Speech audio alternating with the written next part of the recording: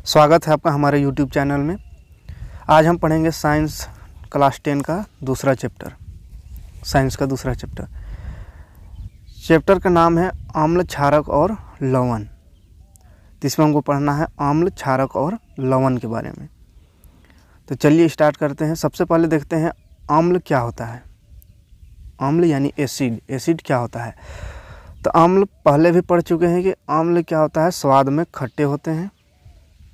ये नीले लिटमस पत्र को लाल में बदल देता है। ये जलीय विलयन में H+ आयन देता है।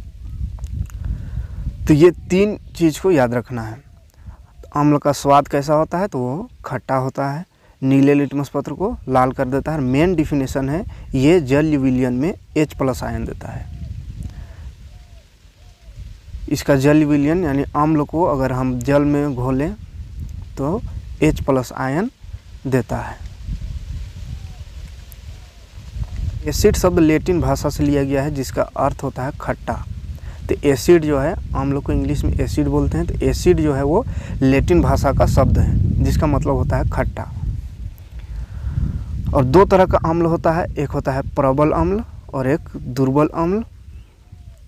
तो प्रबल अम्ल और दुर्बल अम्ल किसको बोलते हैं? तो प्रबल अम्ल जिसमें H+ आयन जो है, जिसका जलीय विलयन में H+ आयन ज़्यादा निकलता है, तो उसको बोलते हैं प्रबल अम्ल यानी स्ट्रॉन्ग अम्ल। स्ट्रॉन्ग अम्ल, प्रबल मतलब स्ट्रॉन्ग, मजबूत अम्ल। तो मजबूत अम्ल किसको बोलेंगे या स्ट्रॉन्ग अम्ल किसको बोलेंगे? तो जिसमें H+ आयन अधिक निकलता है, जिसका जलीय विलयन में H+ आयन अधिक निकले तो उसको बोलते हैं प्रबल अम्ल। और जिसका H+ आयन कम निकले, कम हो, उसको बोलते हैं दुर्बल अम्ल। तो प्रबल और दुर्बल याद रखेंगे। दुर्बल अम्ल जिसमें H+ आयन जो है वो, जिसका जलीय विलयन से H+ आयन कम निकलता हो या H+ आयन कम बनता हो तो उसको दुर्बल अम्ल कहते हैं। और प्रबल अम्ल में H+ आयन अधिक निकलता है। एग्जाम्पल हो गया प्रबल अम्ल का HCl हाइड्रोक्लोरिक अम्ल, H2SO4 सल्फ्यूरिक अम्ल, HNO3 नाइट्रिक अम्ल। दुर्बल अम्ल का एग्जाम्पल है CH3COOH इथेनोइक अम्ल, लैक्टिक अम्ल, ऑक्सैलिक अम्ल। ये सब है दुर्बल अम्ल का एग्जाम्पल। तो यहाँ तक क्लियर है। उसके बाद होता है सांद्र अम्ल और एक तनु अम्ल। तो सांद्र अम्ल बोलते हैं जिसमें अम्ल अधिक मात्रा में होता है जबकि जल अल्प मात्रा में। यानी अम्ल को जल में जब घोलेंगे तो अगर अम्ल ज़्यादा हो, अम्ल अधिक हो और जल कम मात्रा में हो, जल जो है वो कम मात्रा में हो और अम्ल अधिक मात्रा में, तो उसको बोलते हैं सांद्र अम्ल। ऐसा अम्ल का विलयन जिसमें अम्ल अधिक हो और जल कम हो तो वो कहलाता है सांद्र अम्ल। और तनु अम्ल क्या है? तो तनु अम्ल इसका जस्ट उल्टा है, जिसमें अम्ल जो है वो कम होगा और जल अधिक होगा। तो अम्ल जिसमें कम हो और जल अधिक हो तो उसको बोलते हैं तनु अम्ल। और जिसमें जल कम और अम्ल अधिक हो तो उसको बोलते हैं सांद्र अम्ल। अब आते हैं क्षारक में। क्षारक क्या है? बेस। तो क्षारक का स्वाद अगर देखें तो कड़वा होता है। ये लाल लिटमस पत्र को नीला कर देता है और इसका जलीय विलयन OH- आयन देता है। यानी इसको जल में घोले तो OH- आयन निकलता है। तो अम्ल और क्षारक में क्या अंतर है? तो अम्ल का स्वाद खट्टा, तो क्षारक का स्वाद जो है कड़वा होता है। और अम्ल क्या करता है? नीले लिटमस पत्र को लाल कर देता है और क्षारक लाल लिटमस पत्र को नीला कर देता है। अम्ल का जलीय विलयन H+ आयन देता है जबकि क्षारक का जलीय विलयन OH- आयन देता है। क्लियर है? अब इसको याद कैसे रखें? इसमें कन्फ्यूजन होता है लिटमस पत्र में, लाल को नीला, नीला को लाल कौन करता है? तो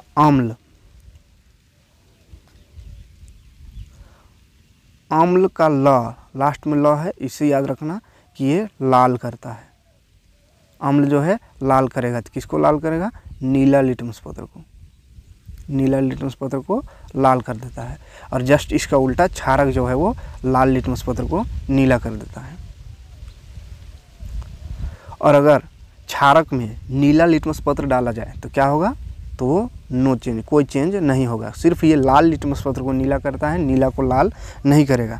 उसी तरह अम्ल, नीले को लाल कर देगा, लेकिन अगर लाल लिटमस पत्र डालेंगे तो उसका कोई प्रभाव नहीं होगा, कोई उसका कलर चेंज नहीं होता है। और इसका जलीय विलयन किसका, क्षारक का OH माइनस आयन देता है। तो जिस तरह से अम्ल प्रबल अम्ल और दुर्बल अम्ल था, उसी तरह क्षारक में भी होता है प्रबल और दुर्बल, यानी स्ट्रॉन्ग और वीक बेस। तो स्ट्रॉन्ग किसको बोलेंगे, तो जिसमें OH माइनस अधिक आएगा, जिसका जलीय विलयन OH माइनस आयन जो है वो अधिक देता हो तो उसको बोलते हैं प्रबल अम्ल, और जिसमें OH माइनस आयन कम हो तो उसको बोलते हैं दुर्बल अम्ल। एग्जाम्पल है प्रबल का NaOH sodium hydroxide, KOH potassium hydroxide, CaOH का होल 2 कैल्शियम हाइड्रोक्साइड। दुर्बल अम्ल का दुर्बल क्षारक का एग्जाम्पल है NH4OH अमोनियम हाइड्रोक्साइड। क्लियर। आगे बढ़ते हैं तो आगे क्षार। अभी क्षार क्या होता है, तो क्षार और क्षारक में अंतर है। क्षार अल्कली जिसको इंग्लिश में बोलते हैं, तो क्षार बोलते हैं जल में घुलनशील क्षारक को क्षार कहते हैं, यानी ऐसा क्षारक जो जल में पानी में घुल सकता है, जो जल में घुल सकता है उसको क्षार कहते हैं। जैसे NaOH, KOH, sodium hydroxide, potassium hydroxide और मैग्नीशियम हाइड्रोक्साइड, ये सब है अल्कली यानी कि क्षार है, जो कि पानी में आसानी से घुल सकता है। उसके बाद लवण देखते हैं, ये लवण क्या है, तो लवण साल्ट, लवण अम्ल और क्षारक की परस्पर अभिक्रिया से प्राप्त होता है, यानी जब अम्ल और क्षारक को अभिक्रिया कराया जाता है तो लवण का निर्माण होता है। जैसे NaCl और KCl हो गया, सोडियम क्लोराइड, और KCl मतलब पोटेशियम क्लोराइड। तो लवण होता है अम्ल और क्षारक के बीच में अभिक्रिया के फलस्वरूप उसका लवण का निर्माण होता है, जैसे NaCl साधारण नमक और KCl। आगे बढ़ते हैं तो सूचक है। अब ये सूचक क्या होता है, सूचक किसी दिए गए विलयन में अम्ल या क्षारक की उपस्थिति दर्शाता है। तो सूचक यानी इंडिकेटर जो है वो इंडिकेट करता है कि ये कोई विलयन है वो अम्ल है या क्षारक है, तो उसको सूचक बोलते हैं। तो इनका रंग, गंध अम्ल या क्षारक माध्यम में बदल जाता है। ये सूचक होता है, उसका रंग या तो बदल जाएगा या तो गंध, इसका सुगंध बदल जाएगा, जिसके कारण पता चलता है कि ये अम्ल है या क्षारक है। जैसे लिटमस पत्र, यह भी एक सूचक है। तो इसको अम्ल में डालते हैं नीला को तो वो लाल हो जाता है, यानी रंग में परिवर्तन हो जाता है, जिससे पता चलता है कि वो अम्ल है। और अगर लाल लिटमस पत्र को क्षारक में डालते हैं तो नीला हो जाता है, जिससे पता चलता है कि वो क्षारक है ना। तो रंग में परिवर्तन हो करके, रंग परिवर्तन करके या गंध परिवर्तन करके अम्ल या क्षारक का हमको सूचना देता है, तो इसलिए उसको सूचक कहते हैं। गंध में हो गया लौंग का तेल हो गया या प्याज हो गया, ये सब गंध बदल जाता है सबका, और इससे पता चलता है कि अम्ल है या क्षारक है। आगे देखेंगे कैसा गंध होता है, कैसे पता चलता है कि अम्ल है या क्षारक है। तो सूचक के प्रकार में उस सबको पढ़ेंगे। जैसे सूचक के प्रकार में आते हैं, सूचक कितने प्रकार का होता है, तो एक होता है प्राकृतिक सूचक, एक कृत्रिम सूचक, संश्लेषित सूचक बोल सकते हैं, और एक गंधीय सूचक। तो 3 प्रकार का सूचक होता है।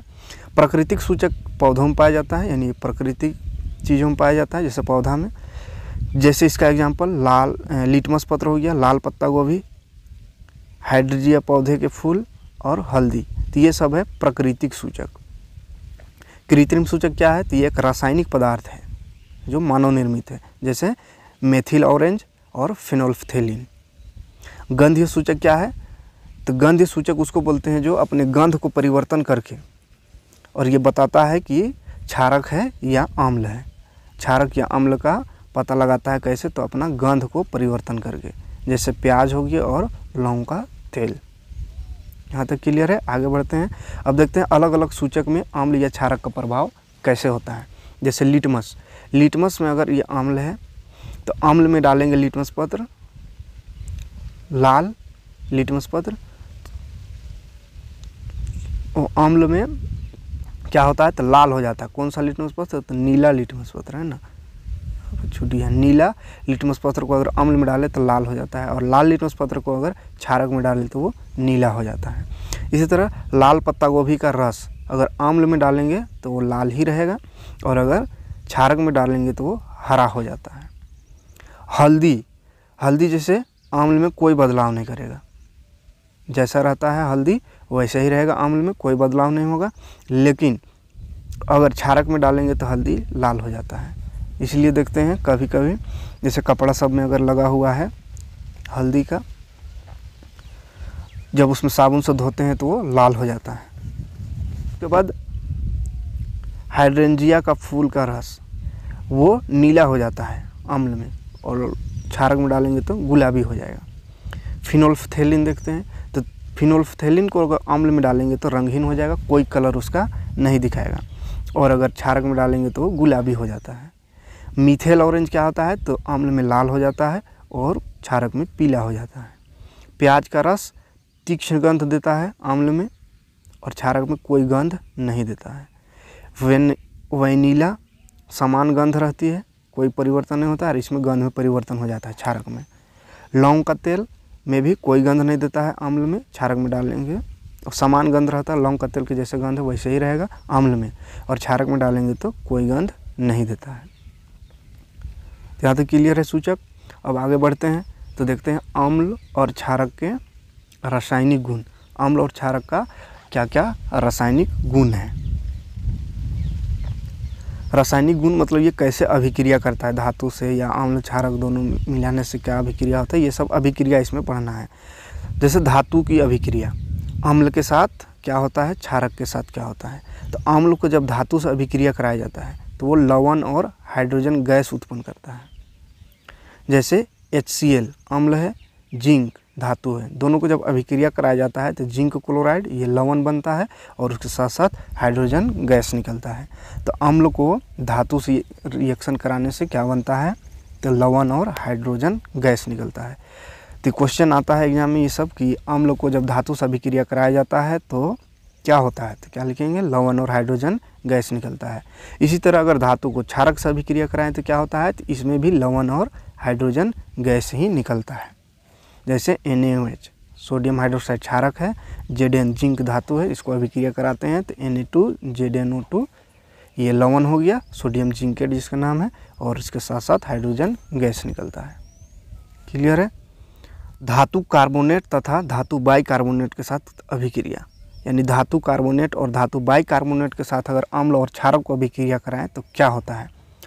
तो देखते हैं अम्ल के साथ अभिक्रिया। तो अम्ल को जब धातु कार्बोनेट यानी कि कोई भी धातु में CO3 जुड़ा हुआ है तो उसका मतलब है कि वो कार्बोनेट है, धातु कार्बोनेट है।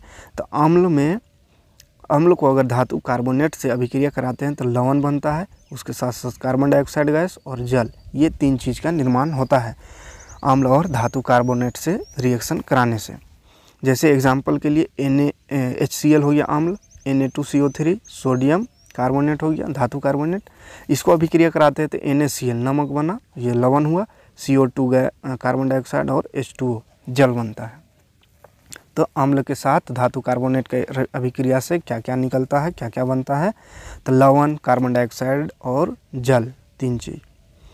उसके बाद देखते हैं अम्ल को अगर धातु बाइकार्बोनेट यानी धातु कार्बोनेट के बीच में अगर H लगा हुआ है हाइड्रोजन तो उसको धातु बाइकार्बोनेट बोलते हैं। जैसे HCl और NaHCO3 सोडियम हाइड्रोकार्बोनेट या सोडियम बाइकार्बोनेट इसको पढ़ेंगे। तो इसको अभिक्रिया कराते हैं तो वो इसमें भी वही बनता है, लवण, कार्बन डाइऑक्साइड और जल, तीन चीज़ का निर्माण होता है। तो धातु कार्बोनेट के साथ अम्ल का रिएक्शन और धातु बाइकार्बोनेट के साथ भी अम्ल का रिएक्शन सेम होता है, लवण, जल और कार्बन डाइऑक्साइड गैस, तीन चीज़ का निर्माण होता है। लेकिन अगर क्षारक से अभिक्रिया कराएं धातु कार्बोनेट या धातु बाइकार्बोनेट को तो कोई अभिक्रिया नहीं होता है, किसी प्रकार का कोई चेंजेज नहीं होता है। क्लियर है यहाँ तक। आगे बढ़ते हैं, चूने के पानी का टेस्ट देखते हैं। चूने का पानी का टेस्ट, उत्पादित कार्बन डाइऑक्साइड को चूने के पानी से प्रवाहित करने पर पानी दूधिया हो जाता है।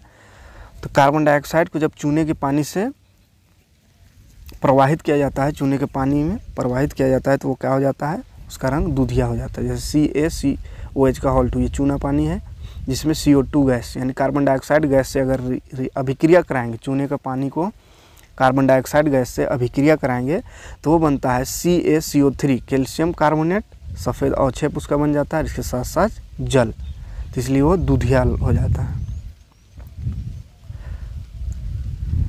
और अगर अधिक मात्रा में CO2 प्रवाहित करेंगे, यानी कि कार्बन डाइऑक्साइड ज़्यादा मात्रा में दे देंगे इसी में, तो क्या हो जाएगा, ये जल में घुलनशील हो जाएगा और इस चीज़ के इसका निर्माण होता है CaHCO3 का होल 2, यानी कैल्शियम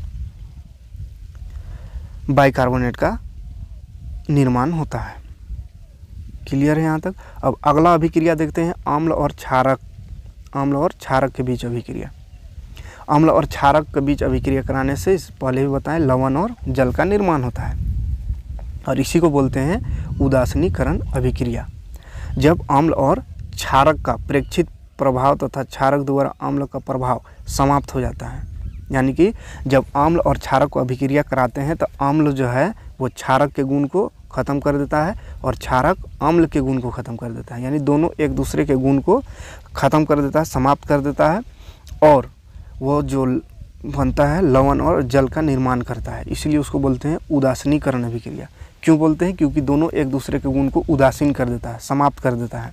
यानी अम्ल क्षारक के कड़वापन को दूर कर देगा और क्षारक अम्ल के खट्टापन को दूर कर देगा और दोनों उदासीन हो जाता है, न्यूट्रल हो जाता है। न्यूट्रलाइजेशन रिएक्शन उसको कहते हैं, यानी उदासीनीकरण अभिक्रिया। जैसे NaOH क्षारक है, HCl अम्ल है, दोनों को मिला है तो बनता है नमक NaCl और H2O जल। ठीक है, क्लियर है। आगे बढ़ते हैं, देखते हैं प्रबल अम्ल और दुर्बल अम्ल दोनों को अगर अभिक्रिया कराएं तो अम्लीय लवण बनता है, यानी कि खट्टापन, लवण जो रहेगा उसमें खट्टापन रहेगा, अम्लीय रहेगा, उसके साथ साथ जल का निर्माण। क्योंकि प्रबल अम्ल इसमें दिया है, प्रबल मतलब स्ट्रॉन्ग अम्ल, यानी अम्ल ज़्यादा है और क्षारक दुर्बल कमज़ोर क्षारक, इसलिए जो लवण बनेगा उसमें अम्लीय गुण ज़्यादा रहेगा उसमें, है ना, अम्लीय गुण का जो लवण का निर्माण होता है। और अगर दुर्बल अम्ल दे, यानी कमज़ोर अम्ल और क्षारक को कर दे मजबूत वाला प्रबल क्षारक, तो क्षार्य विलयन बनता है, यानी क्षार्य लवण बनता है, यानी कि लवण जो रहेगा उसमें कड़वापन रहेगा, क्षार्य उसका प्रकृति रहेगा, क्षार्य गुण थोड़ा बहुत रहेगा।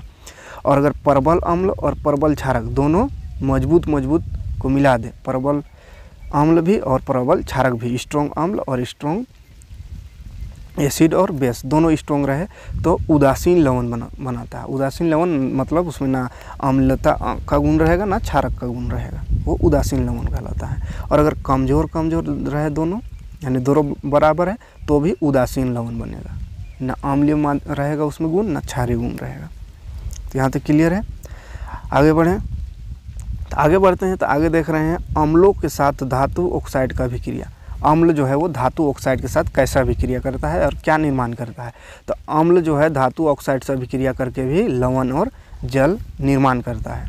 जैसे धातु ऑक्साइड CO कॉपर ऑक्साइड धातु ऑक्साइड हो गया, HCl अम्ल हो गया, दोनों को अभिक्रिया कराएंगे तो CuCl2 यानी कॉपर क्लोराइड ये लवण बना और H2O जल बनता है। और कॉपर क्लोराइड के बनने से विलयन का रंग नीला हो जाता है ना, रंग भी परिवर्तन हो जाता है। तो चलिए क्लियर है यहाँ तक। आगे बढ़ते हैं, अब अधात्विक ऑक्साइड के साथ क्षार का अभिक्रिया देखते हैं। धातु ऑक्साइड के साथ क्षार का अभिक्रिया नहीं होता, इसलिए अधात्विक ऑक्साइड के साथ क्षार का अभिक्रिया होता है। तो अधात्विक ऑक्साइड के साथ अगर क्षार का अभिक्रिया हो तो उसमें भी लवण और जल बनता है। जैसे कार्बन डाइऑक्साइड ये अधात्विक ऑक्साइड है, CaOH का होल 2 ये क्षार है, इसको मिलाएंगे तो CaCO3 कैल्शियम कार्बोनेट और H2O लवण और जल बनता है। क्लियर है। अधात्विक ऑक्साइड प्रवृत्ति अम्ल होते हैं तथा विद्युत धारा प्रवाहित करते हैं। तो अधातु जो होता है वो उसका अधातु ऑक्साइड उसका प्रकृति अम्लीय होता है, इसलिए पढ़े कि अम्ल क्षारक मिलने से क्या बनता है, लवण और जल।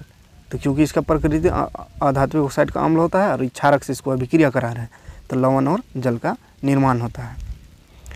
तो क्लियर है। आज की वीडियो में इतना ही, आगे देखेंगे अगला पार्ट में, क्योंकि ज़्यादा लंबा हो जाता है तो आप लोग को भी पढ़ने में बोरिंग लगेगा और टाइम भी ज़्यादा लगता है इसको अपलोड करने में। तो फिलहाल इतना ही।